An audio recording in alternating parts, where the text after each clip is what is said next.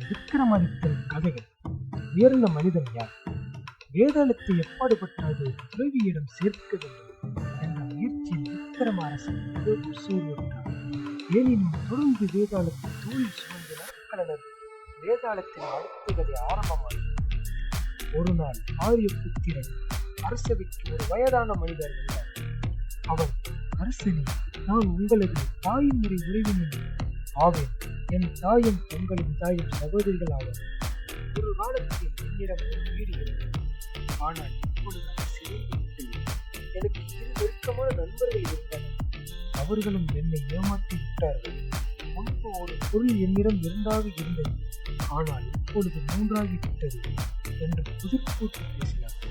அரசனுக்கு முதலில் ஒன்றும் புரியவில்லை. பின் அந்த வயோதிகர் கூறிய புதிரின்படியை விளங்கிக் கொண்டார். அந்த மனிதன் ஏழ்மையின் நிலையில் இருப்பதால் ஏழ்மையின் தேவியான நாராயணின் மகனாக தன்னையும், அரசன் செல்வ செழிப்புடன் இருப்பதால் அவரை செல்வத்தின் தேவியான லட்சுமியின் மகனாகவும் உருவாக்கப்பட்டிருப்பதை புரிந்து கொண்டார். லட்சுமி தேவியும் நாராயணி தேவியும் சகோதரிகள் ஆகையால் தன்னையும் அரசனின் ஒன்றுவிட்ட சகோதரனாக கூறியதை அறிந்தார்.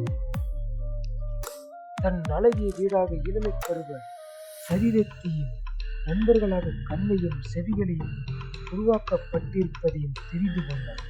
மேலும் தன் காலையுடன் மேலும் ஒரு ஒன்றுபோல் இருப்பதால் இரண்டு மூன்றாகிவிட்டது என்ற கூற்றும் விளக்கத்தையும் அறிந்தார். அந்த முதியவரின் அறிவித்திறமையை வியந்த அரசன் அவனை பாராட்டி உடனடியாக அங்கு நின்று இந்த முதியவர் இளைஞனாக